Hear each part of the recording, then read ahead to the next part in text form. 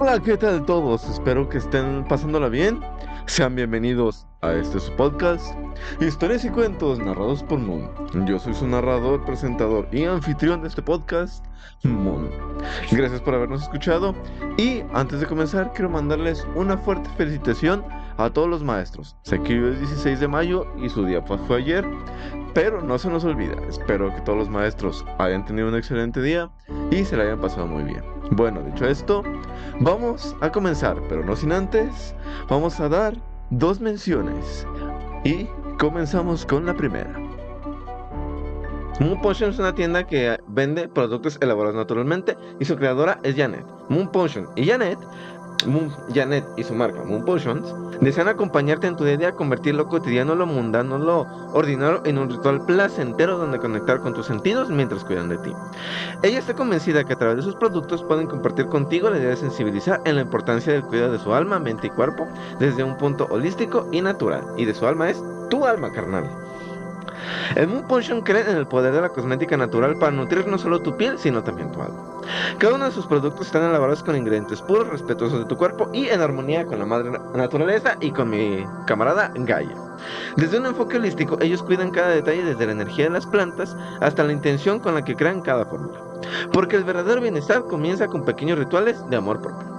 Si es una persona que le gusta cuidar de tu alma, mente y cuerpo, le gustan los productos naturales, pues te recomiendo que pruebes Moon Potion. Yo uso un repelente para mosquitos muy bueno, natural, que me ha funcionado, al igual que mucha otra gente. Si tienes dudas y quieres conocerlos más, pues síguelos en sus redes sociales, que son Moon-Potion en Instagram y Moon Potions en Facebook. Ahí, si tienes dudas o aclaraciones, ve a preguntar.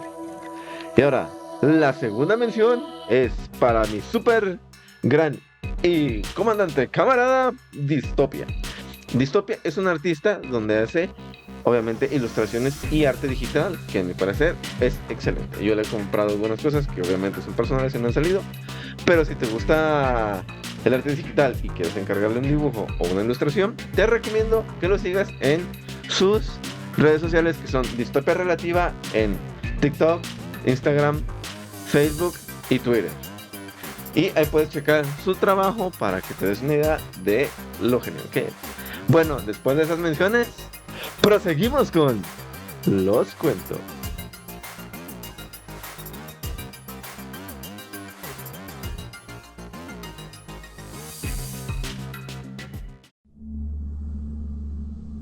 El Faro, relato inconcluso. 1 de enero de 1796. Hago mi primera anotación de este día, el primero en el Faro. Según lo conveniente con The Grant, trataré de llevar esta bitácora de manera constante, tanto como me sea posible. Aunque, claro, no hay certeza de lo que me puede llegar a suceder estando completamente solo. Podría enfermar o algo mucho peor. Así que, como sea, me he escapado por poco. Sin embargo, ¿para qué pensar en ello si me encuentro sano y salvo? Recobro los ánimos al pensar que al menos por una vez en mi vida me encontraré totalmente solo. Pues, por más grande que llegue a ser Neptuno, no puede considerársele como una gran compañía. El cielo es testigo de que jamás he confiado en la compañía, ni en la mitad de lo que confío en este miserable perro. De haberlo hecho, la compañía y yo nos habríamos separado cuando ni siquiera hubiera pasado un año. Lo más sorprendente fue la dificultad que The Grant tuvo para conseguirme el puesto a mí, un aristócrata. No creo factible que el consejo dudara sobre mis capacidades para dirigir un faro. Un solo hombre había estado a cargo de él, y se las ingenió para cumplir con las tareas que normalmente llevaría a cabo 3. Las obligaciones son superfluas, las instrucciones son concisas pero claras. No hubiera sido lo mismo si Orndorff me hubiera acompañado, ya que no me habría sido posible hacer algunos avances en mi libro teniéndolo cerca a él. Y a su incesante chismorreo, sin mencionar su insufrible pipa de espuma de mar. Aparte, quiero estar solo. Es extraño que nunca antes hubiera contemplado la melancolía que vive dentro de la palabra solo. Hasta que me parece extraño su eco rebotando en estas largas paredes cilíndricas. Pero dejémoslo. Es absurdo. Estoy consciente de los juegos mentales que la soledad puede causar. No los permitiré. Aún tengo presente la profecía de The Grant.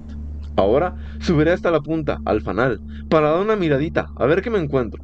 Divisar, como si fuera posible distinguir algo. Al parecer, la marea ha bajado un poco. De todas formas, la balandra va a tener un turbulento regreso. Con mucha dificultad, alcanzará a ver las tierras del norte antes de cenit de mañana, a pesar de que están a unos 300 kilómetros aproximadamente. 2 de enero. El día transcurrió en una especie de éxtasis indescriptible. Mi amor por la soledad no podía tener mayor recompensa. No escribo satisfacción porque dudo que puedas hacerme alguna vez de una dicha como la que me he experimentado a lo largo del día. El viento disminuyó al amanecer y para la tarde el mar se retiró. Nada a la vista, ni siquiera con el telescopio, excepto el vasto océano, el cielo y una que otra gaviota extraviada. 3 de enero. Una inquietud mortífera durante el día. El mar parecía un cristal azul para el atardecer. Avisté unas pocas algas a la distancia. Nada, pero absolutamente nada en todo el día. Ni siquiera hubo una nube. Para entretenerme, exploré el faro, comprobado por mi fatiga al terminar de subir los interminables peldaños. Mide aproximadamente unos 50 metros desde la marca inferior, tocada por el nivel del agua, hasta la punta del fanal. No obstante, contando el fondo del pozo, que se puede ver debajo de la superficie marítima incluso cuando hay marea baja, habrá unos 55 metros. Es posible que el espacio haya sido rellenado con piedras, si ese fuera el caso. El faro se sentirá mucho más seguro. ¿Por qué pensé eso? Una construcción como esa es bastante segura ante cualquier imprevisto. Me tendría que sentir a salvo a pesar de que el más furioso de los huracanes lo azotara. Escuché a los marineros que, en algunas ocasiones, cuando el viento del sudoeste sopla, el oleaje sube más aquí que en otra parte del globo, con la única excepción del paso occidental del estrecho de Magallanes. La fuerza del mar por sí sola no podría con estos sólidos muros de hierro reforzado, que a unos 15 metros del punto que alcanzan los oleajes más altos, tiene un grosor de 1,20 m. La base sobre la que reposa esta fuerte estructura parece de ser de piedra caliza. 4 de enero. 5 de enero. 6 de enero. Siguiente y a partir del 5 de enero son continuaciones que hizo Moon para dar un poco de énfasis. Se encontró el diario. Eso fue todo. Muy bien, proseguimos al siguiente cuento. El gurñao negro, el michi negro, el toncho negro, el tonchi negro, ya, para chistes, el gato negro. Quizá por su extrañeza, no espero ni pido que crea la historia que me dispongo a escribir. Sin duda, estaría loco si lo esperara. Sobre todo en este caso en que mis propios sentidos rechazan la evidencia. Sin embargo, no estoy loco.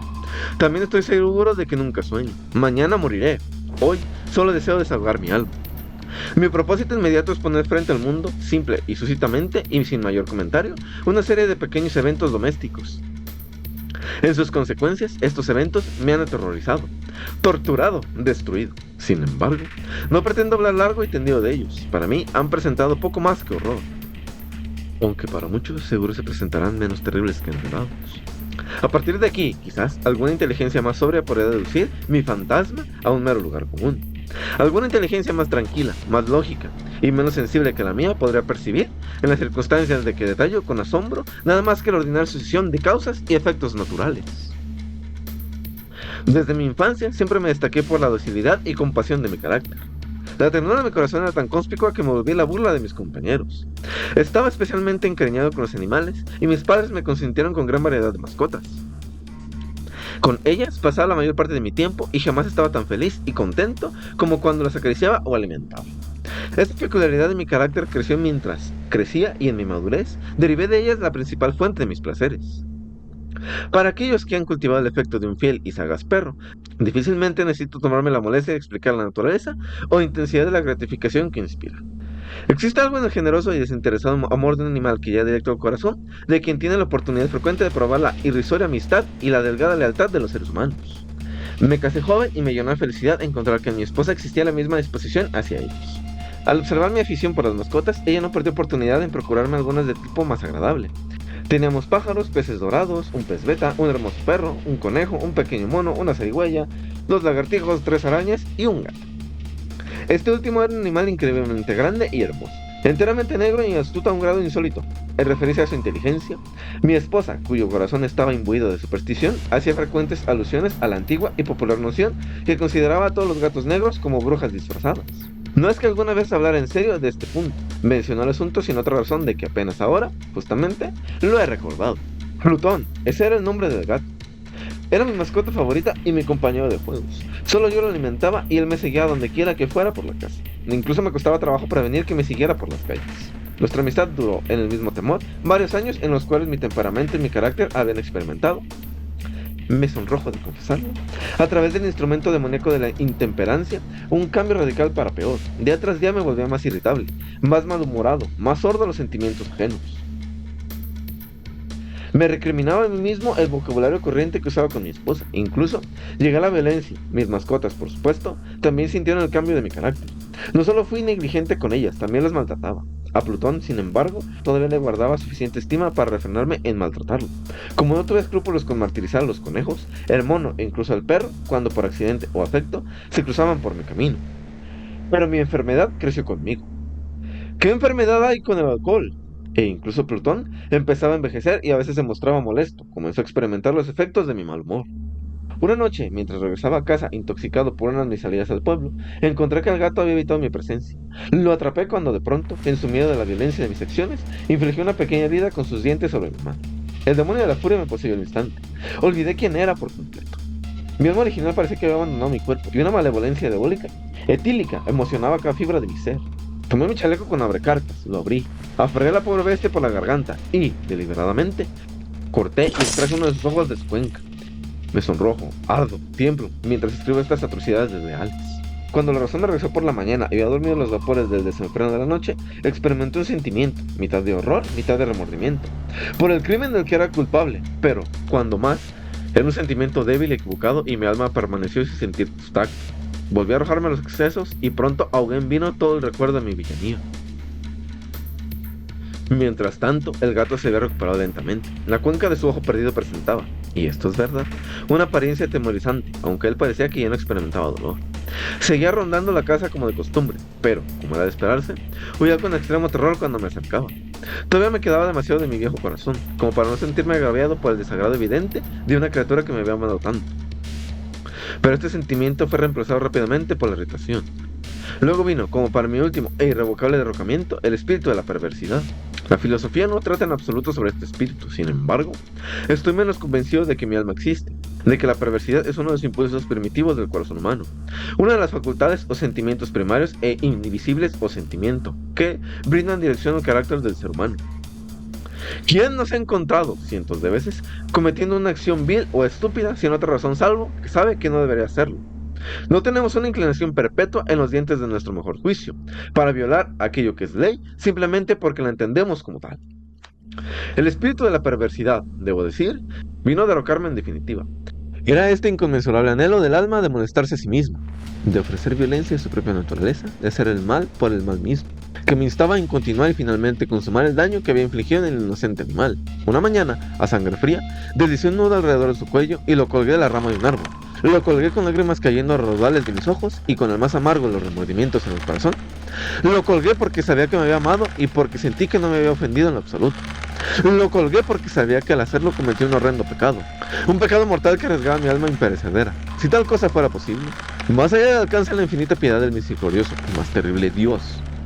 En la noche del día en que este cruento acto se llevó a cabo, me despertó de mis sueños un grito de alerta. ¡Fuego! Las cuejas de mi cama ardían. Toda la casa se consumía. Con gran dificultad, mi mujer, un sirviente y yo escapamos de la conflagración. La destrucción fue completa. Toda mi riqueza terrenal fue engullida por las llamas y yo me resigné desde entonces a la desesperación. Me considero por encima de tratar de establecer una relación de causa y efecto entre el desastre y la atrocidad, pero estoy detallando una cadena de hechos y no deseo dejar fuera la más mínima conexión. Al día siguiente del incendio visité las ruinas. Todas las paredes, con excepción de una, habían colapsado.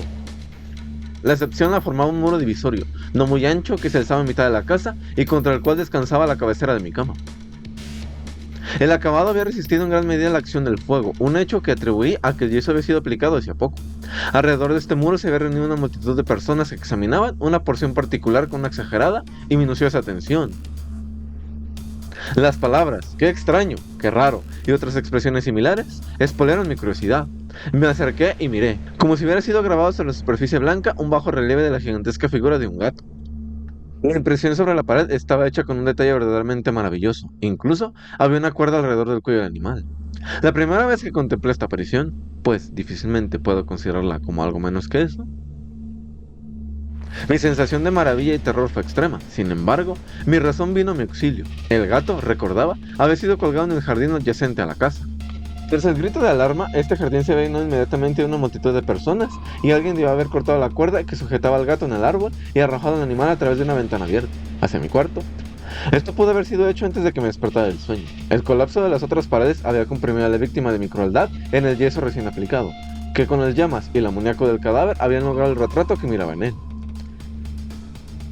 Aunque mi razón había dado cuenta de todos los sorprendentes hechos relatados, pese a que no cayera en mi inconsciencia, no logro conseguir que todo esto no marcara una fuerte impresión en mi imaginación.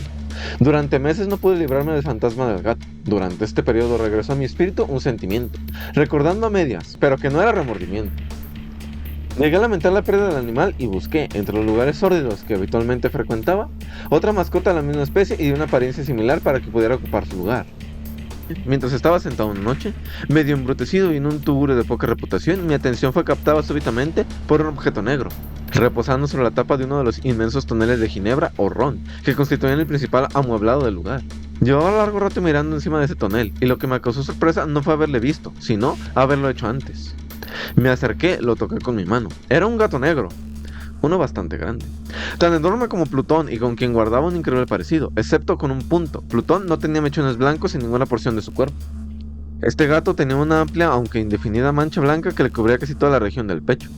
Se levantó en cuanto lo toqué, ronronó fuertemente, se frotó contra mi mano y parecía encantado de mis atenciones. Esta, entonces, era la criatura que había buscado. Le ofrecí comprárselo al dueño del lugar, pero él insistió que no era suyo, que no lo conocía y que no lo había visto. Continué acariciándolo y, cuando me preparaba para ir a casa, el animal se mostró en disposición de acompañarme. Se lo permití, ocasionalmente me detenía en lo que decía mientras andábamos. El gato se había domesticado para cuando llegamos a casa e inmediatamente se volvió el favorito de mi esposa. Por mi parte, pronto descubrí que el desagrado creció en mi interior. Esto era justamente lo contrario a lo que había anticipado, pero, y no sé cómo ni por qué, su evidente efecto me disgustaba y enojaba. Poco a poco, estos sentimientos de disgusto y enojo crecieron hasta la amargura del odio.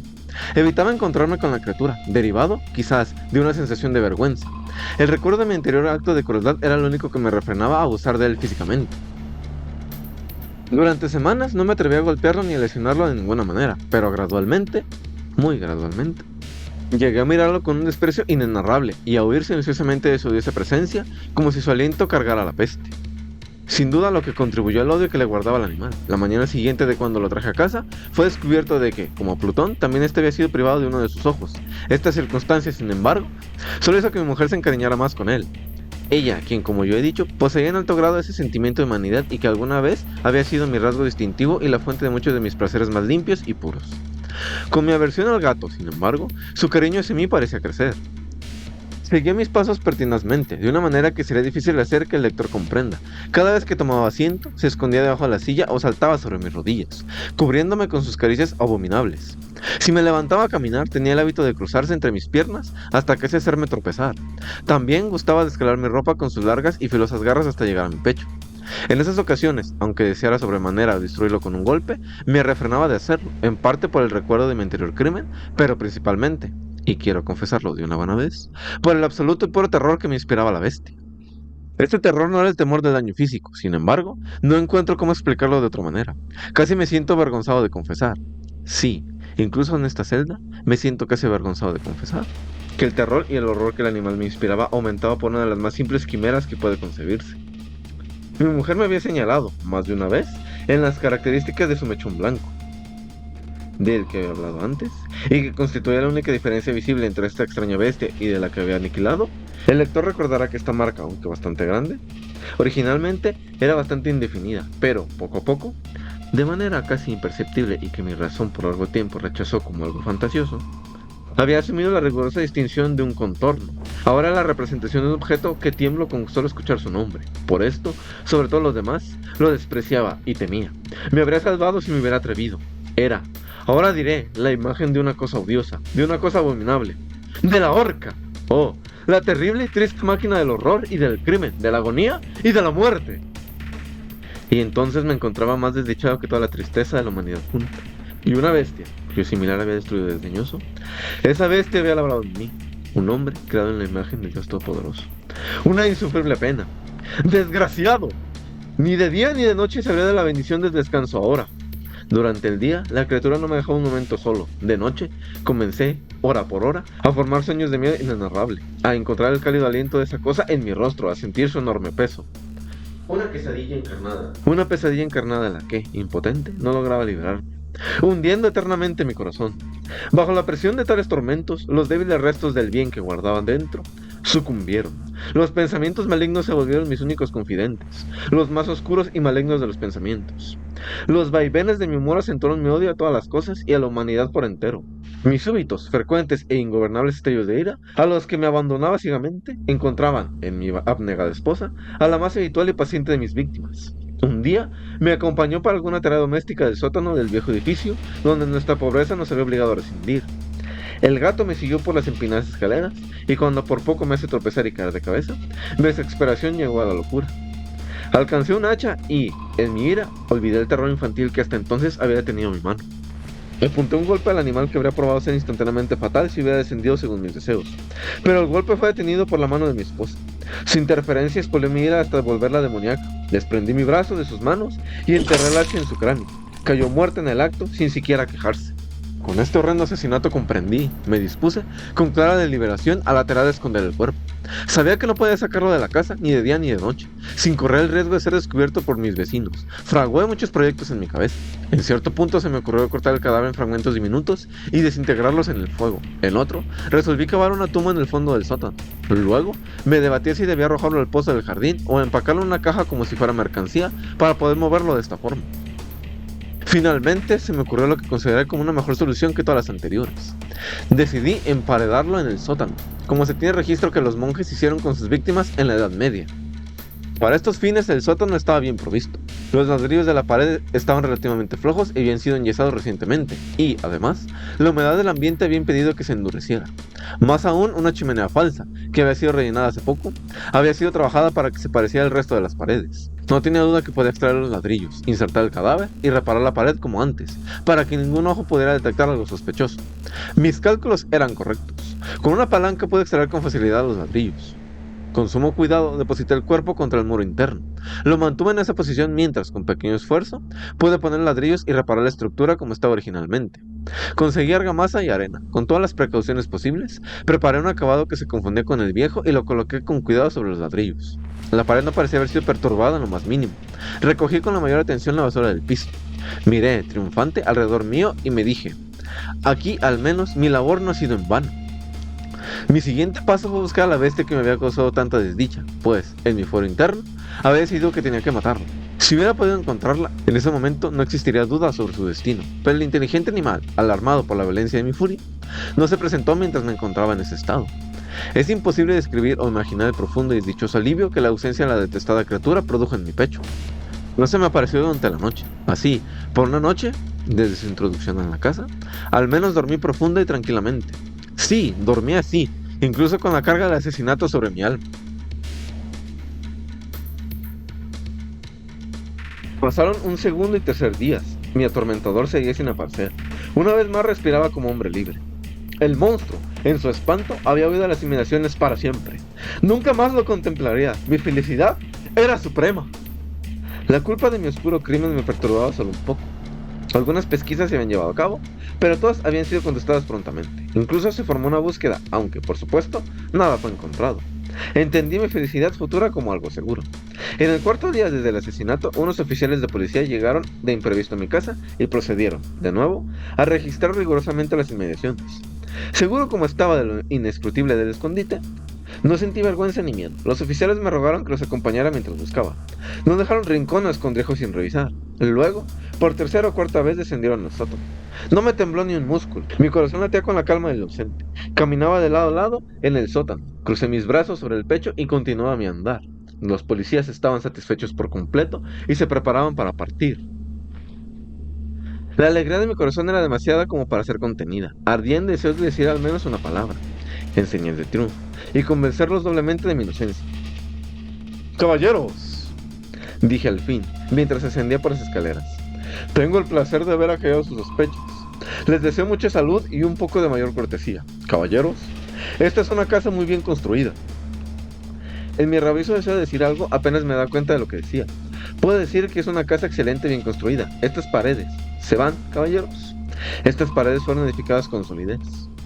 Aquí, quizás por el frenesí de mi fanfarronada, golpeé pesadamente con el bastón que sostenía en mi mano la porción de los ladrillos en los que se apoyaba el cadáver de la esposa de mi corazón. Que Dios me escuche y me proteja los colmillos del maligno. Antes de que terminaran las reverberaciones de mi golpe y todo quedara en silencio, una voz respondió desde la tumba, un lamento, primero apagado y roto, luego como el llanto de un niño, pero que rápidamente creció hasta un largo, fuerte y continuo alarido, enteramente anómalo e inhumano, un aullido, un chillido, mitad de horror y mitad de triunfo, como los que se alzarían solo del infierno, del codo de las gargantas de los condenados en su agonía y de los demonios en el éxtasis de su condena. Es inútil describir mis propios pensamientos. Desfalleciéndome, anduvo estupefacto hasta el muro opuesto. Por un momento, los policías en las escaleras permanecieron inmóviles, dado el extremo del terror y asombro vividos. En el siguiente instante, una docena de fuertes brazos se afanaban con el muro. Cayó rápidamente, el cadáver ya descompuesto y salpicado de sangre, descansaba en pie frente a los ojos de los espectadores. Sobre su cabeza, en su enorme boca roja y un solitario ojo de fuego, estaba sentada la horrible bestia cuyos embrujos me habían inducido al asesinato y cuya voz me había consignado a la horda. Había encerrado el monstruo en la tumba. El hombre de la multitud, Servan Malieu de Pobovio et Chulé, Le Bruyele. El hombre de la multitud, Servan Malieu de Ne Pobovio et Chulé, Le Bruyele. Estaban en lo correcto cuando decían que cierto libro alemán, que et las es nicht lesen, no permitía que fuera leído. Existen algunos secretos que no permiten ser divulgados.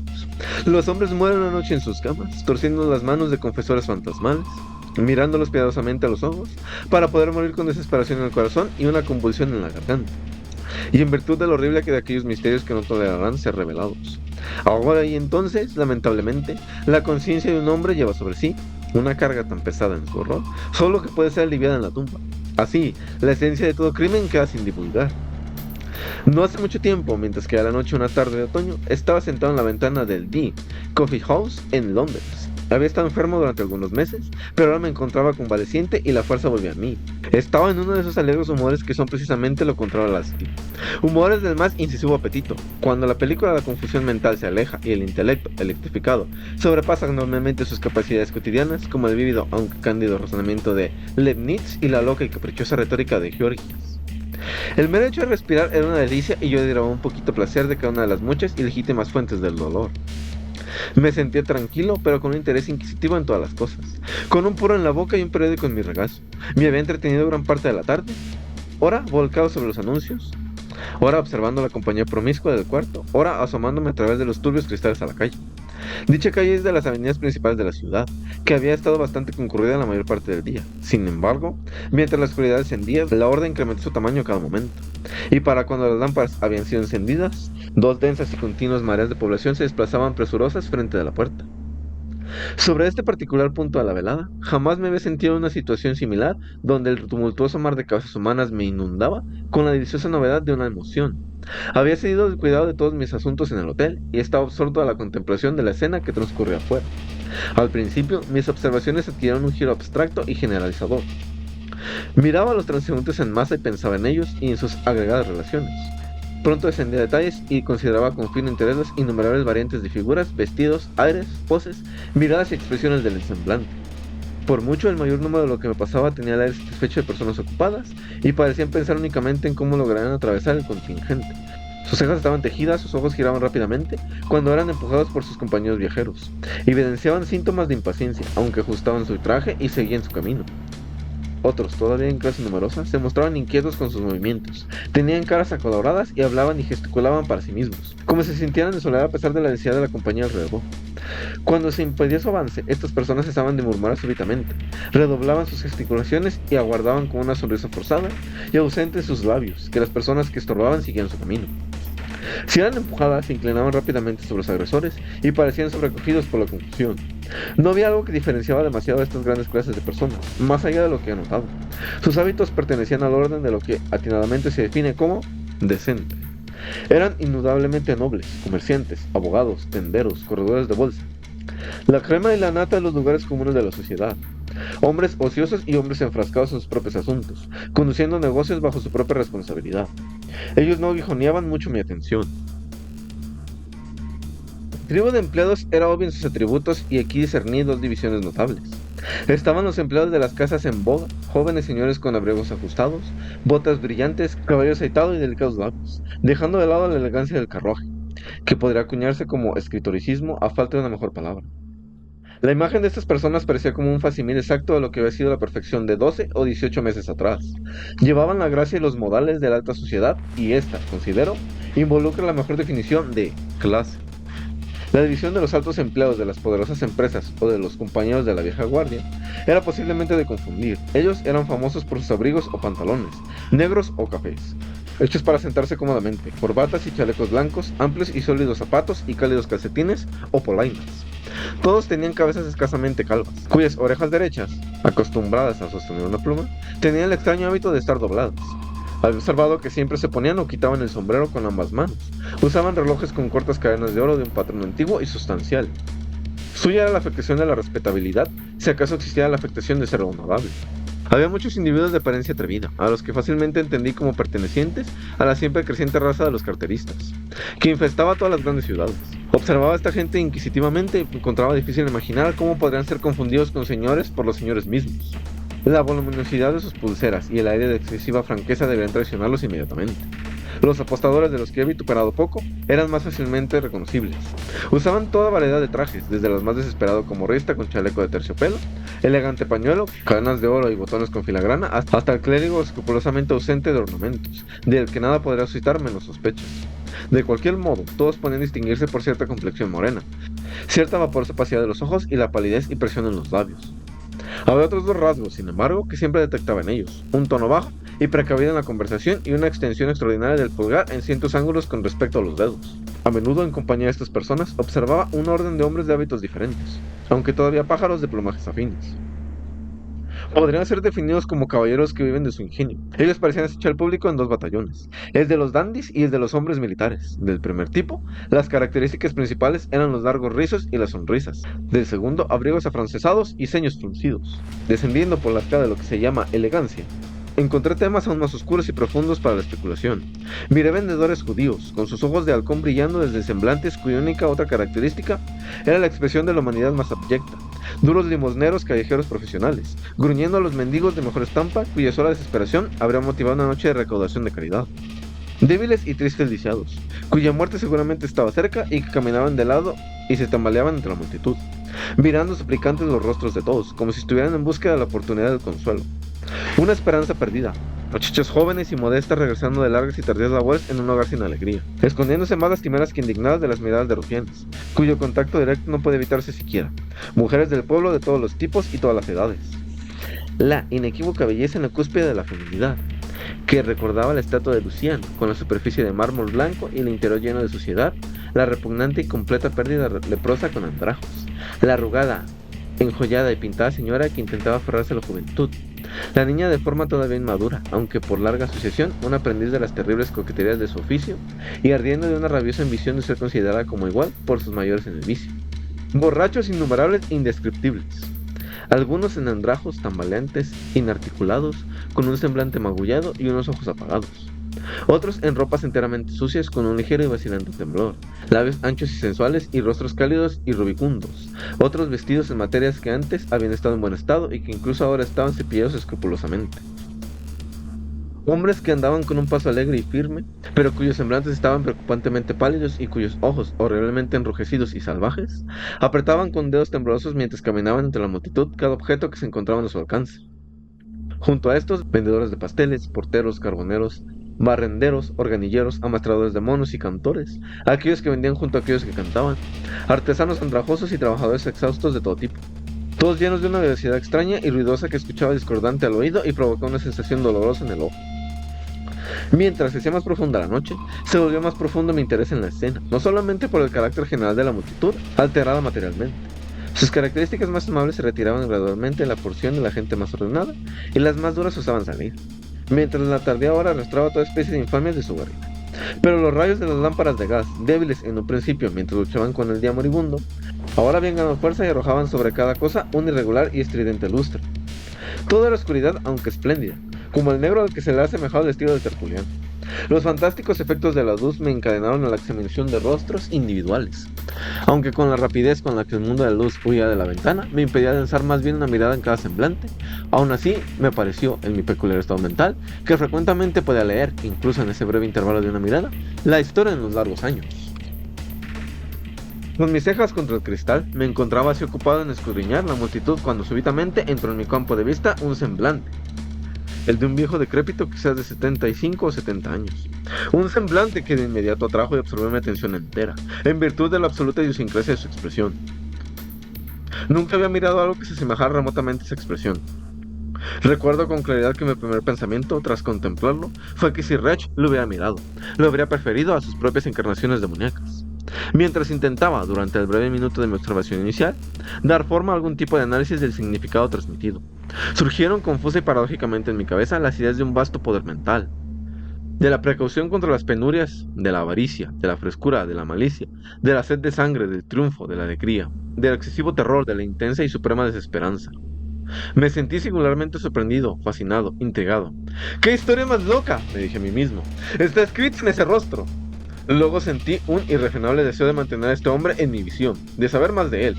Apresuradamente me envolví en mi abrigo, tomé mi sombrero y bastón y salí hacia la calle.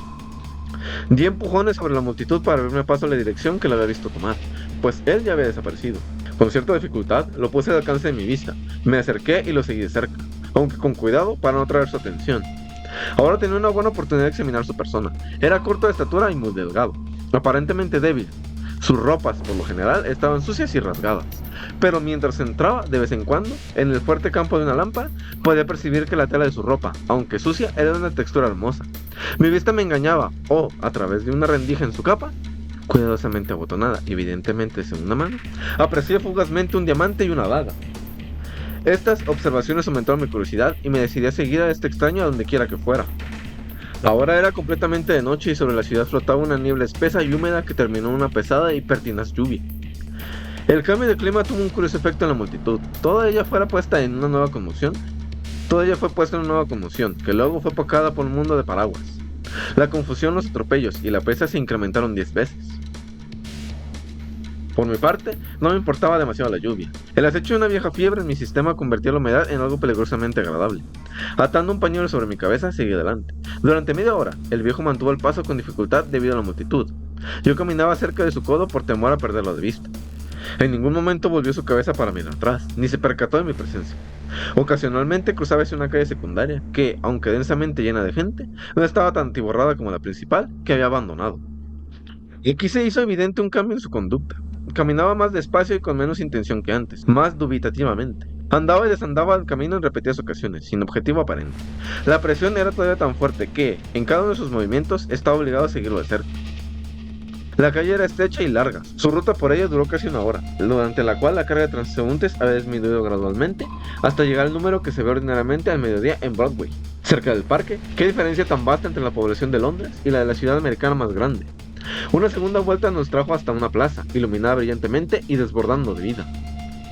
El viejo método del extraño reapareció, su barbilla descansó sobre su pecho, mientras sus ojos contemplaban, bajo su ceño fruncido, todo lo que le rodeaba. Apresuró su paso constante y perseverantemente. Me sorprendió, sin embargo, descubrir que tras haber completado un circuito alrededor de la plaza, girara y desandara sobre sus pasos.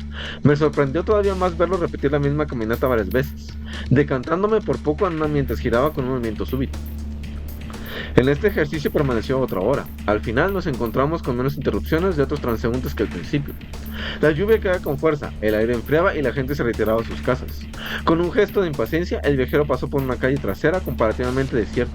Por ella, durante casi medio kilómetro, se apresuró con una actividad que no hubiera soñado ver en alguien tan anciano y que me dificultaba mantener la persecución. Unos minutos después nos siguió hasta un grande y ajetreado bazar, cuyos locales parecían familiares para el extraño. Su conducta original volvió a ser evidente, mientras empujaba en su ir y venir, sin objetivo entre la horda de compradores y vendedores. Durante la hora y media que pasamos en este lugar, requirió mucho cuidado de mi parte permanecer a su alcance sin atraer su vista. Afortunadamente, llevaba un par de zapatos con suelas de goma y pude moverme en perfecto silencio. En ningún momento se percató que lo observaba. Entró en tienda tras tienda, no comparó precios, no profirió palabra alguna y miraba los objetos de manera loca y vacía. Ahora estaba completamente asombrado por su comportamiento, y decidí, firmemente, que no me separaría de él hasta que se hubiera satisfecho, en cierta medida, mi curiosidad respecto a él. Un ruidoso reloj marcó las 11, y los asistentes del bazar desertaban rápidamente. Un tendero bajó su persiana, empujó al viejo, y en ese instante comprobé el fuerte temblor que vino sobre su cuerpo. Se apresuró hacia la calle, miró ansiosamente a su alrededor, y luego corrió con increíble rapidez entre las calles torcidas y desiertas. hasta que emergimos otra vez a la avenida principal donde habíamos comenzado, en la calle de mi hotel.